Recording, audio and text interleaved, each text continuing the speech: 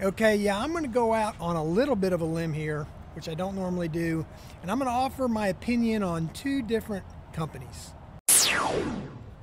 Yeah, I'm going to offer my opinion and contrast the difference in these two different companies, and I'll get to the end and the contrast later, so stick around for that. Now, the first company I want to talk about is UPS. They just ratified a contract, a 5-year contract, and they said they had 86% of the people who voted margin to ratify this contract. And they said that's the highest margin that they've ever had in the negotiations between UPS and the Teamsters. Now, they said about 58% of the eligible 340,000 Teamster members at UPS actually voted. And they said that was the highest that they've had, that participate in the vote since they've been negotiating too. Now, I don't know, it seems to me, out of 340,000 members, the 58% might be kind of high, but I would think in a union vote that they had for a contract that I think that number should be higher. I don't know. Maybe that's normal. Maybe it's high. I don't know. Tell me, I guess people are trusting in the 58% of the people that will vote to take care of their contract for them. So they said that's the highest that they've ever had. I don't know. Also, there was a lot of other things in this contract that are good, and I'm not going to go into all the details. I'm going to pin the article that I'm reading this from FreightWaves down in the comments, and also I'll put it in the description. I'll put a link in the description for this article. So if you want to know all the little details that they said that this contract is bringing UPS over the next 5 years. Now, the contrast that I want to make is, how did the Teamsters negotiate a good contract with UPS? And seems to me that they trusted UPS to negotiate in good faith, and it worked it out pretty good. I think they had one threatened strike, and I think that was just to get things moving again at one point when the talks had stalled. But why does UPS have this advantage, and then a company like Yellow Freight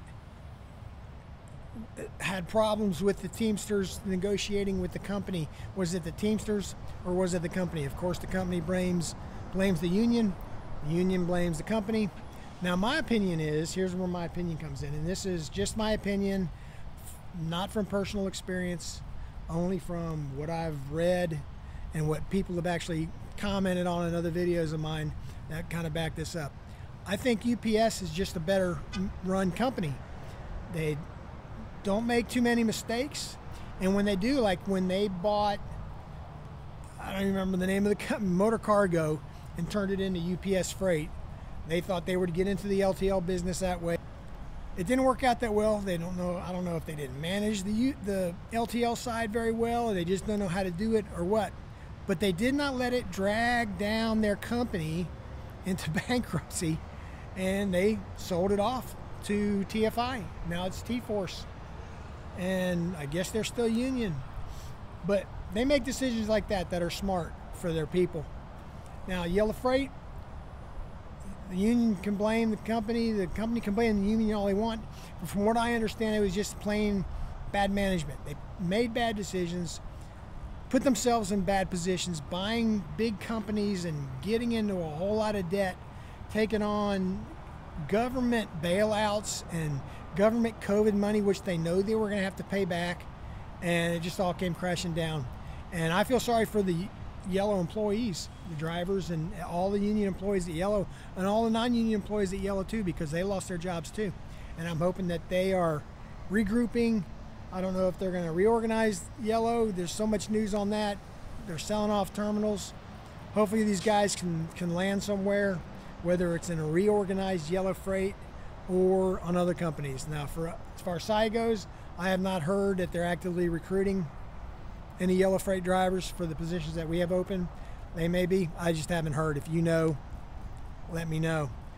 But that's the difference in the companies, I think. It's management. It's got to always be management. I don't see how unions can make a company go out of business. That would not be to their benefit for the union to force a company out of business and lose a couple 100,000 Teamster members' jobs.